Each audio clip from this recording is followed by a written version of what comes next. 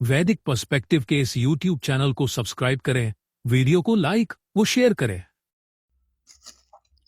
ओम त्रि अश्विना सिंधु भी है, सप्तमात्र भी है त्रयः, आहावाहा त्रिधा हविष्कृतम्, तिस्रः पृथ्वी ही उपरि प्रभा दिवः नाकम रक्षिथे द्युभिः अक्तुभिः हितम्।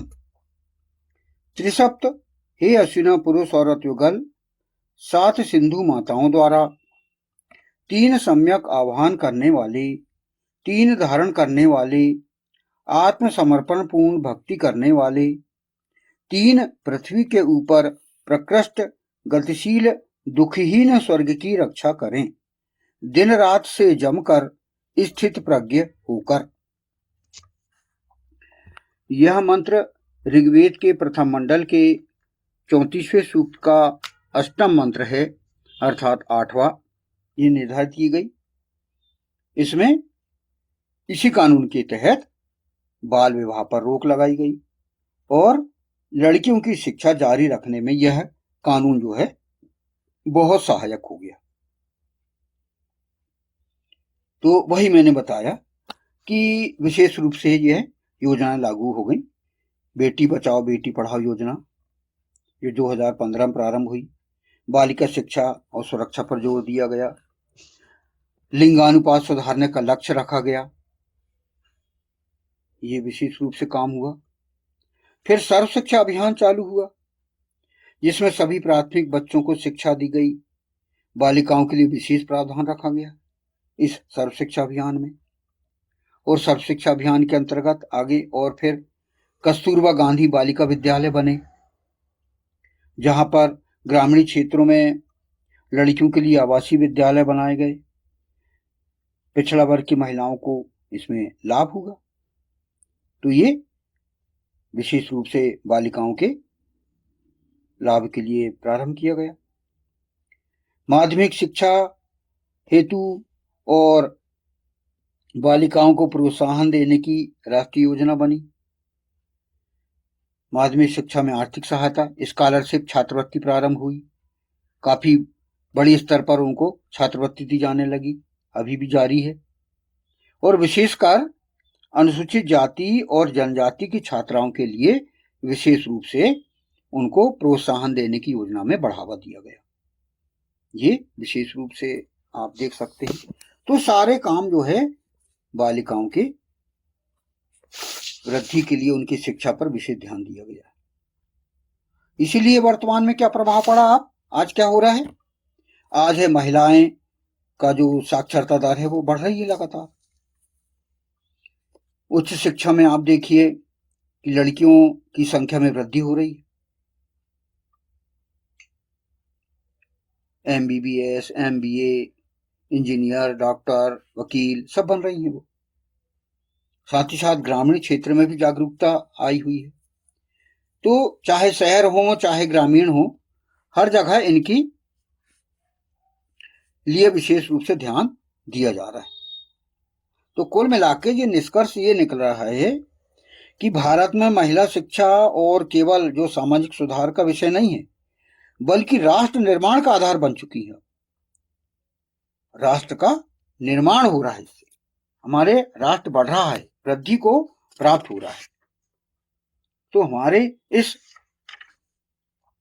चाहे भारत में देख लें चाहे विश्व में देख लें, महिला शिक्षा के लिए विशेष रूप से यहाँ पर बात की गई है, जो कि हमने विश्व स्तर से लेके भारतीय संविधान की हमने जानकारी प्राप्त की है। और इस विषय में अन्य देशों के अलग अलग कानून भी महिला शिक्षा के लिए बने हुए हैं, जो कि आप देख रहे हैं कि कितने उन्होंने प्रगति किए हैं। आज अंतरिक्ष महिलाएं जा रही हैं, वायुयान चला रही हैं, आप देख सकते हैं दुकान चला रही हैं, व्यापार कर रही हैं और पूरे बिजनेस मैनेजमेंट में आपका बराबर साथ दे रही हैं। तो ये आज की स्थिति है, बहुत अच्छी स्थिति है। तो यही स्थिति वैदिक काल में थी। वेद के काल में सतयुग त्रेता द्वापर में भी यही स्थिति थी, जो कि आज महिला शिक्षा के लिए विशेष रूप से अभियान जो चलाया गया है उसमें हमें सफलता मिली, क्योंकि ईश्वर ने हमें बराबर का दर्जा दिया है। पुरुष और औरत दोनों बराबर हैं, और विश्व में जो महिलाएं हैं उनके महत्व के लिए काफी काम किए गए हैं। ईश्वर ईशान पर हम परमात्मा ने वेद में कहा है कि सा विश्वायु सा विश्वकर्मा सा विश्वधाया।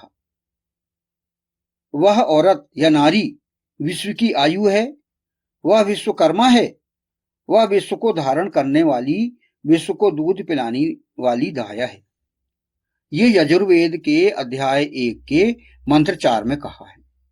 देखिए आप कि ईश्वर उन्हें कितना बड़ा दर्जा दे रहा है कि नारी क्या है, वह विश्व की आयु है।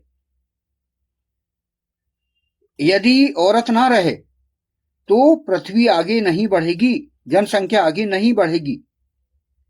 औरत के माध्यम से प्रजनन कर्म के द्वारा ही नई पीढ़ी अस्तित्व में आती, जो कि इस विश्व को जीवित रखती।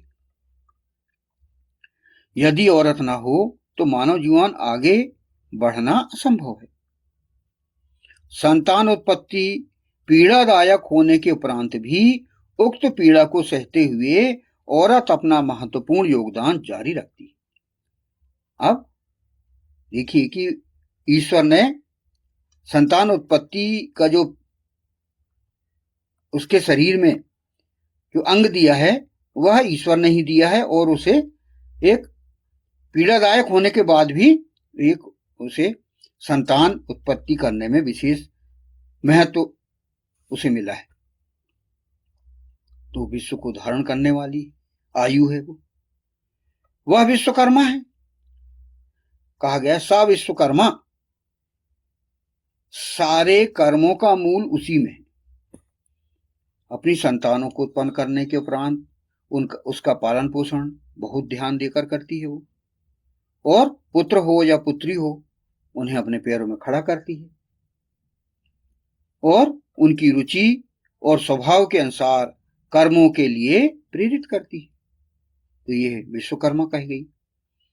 इस हेतु ममता का संपूर्ण खजाना अपनी संतानों पर लौटा देती है।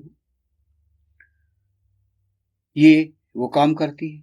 तो यहीं पर वही बात कही गई कि वह सप्त सिंधु कैसी हो कि 7 मर्यादाओं का पालन करते हुए वह इन बच्चों को शिक्षित करे।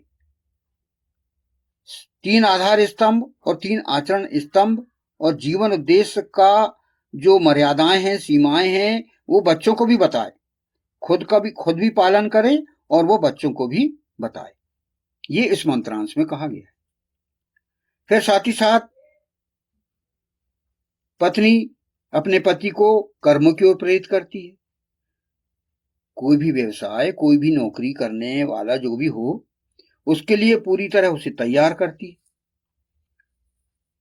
पत्नी के रूप में बहुत बड़ा योगदान है उसका। और कहा भी जाता है कि हर सफल व्यक्ति के पीछे कोई ना कोई औरत होती है। अपने घर परिवार से निश्चिंत होकर व्यक्ति ही विश्व में बड़े बड़े कार्य कर पा रहा है। इसीलिए औरत विश्व के समस्त कार्य करने और करवाने वाली विश्वकर्मा है। यही है सा विश्वकर्मा।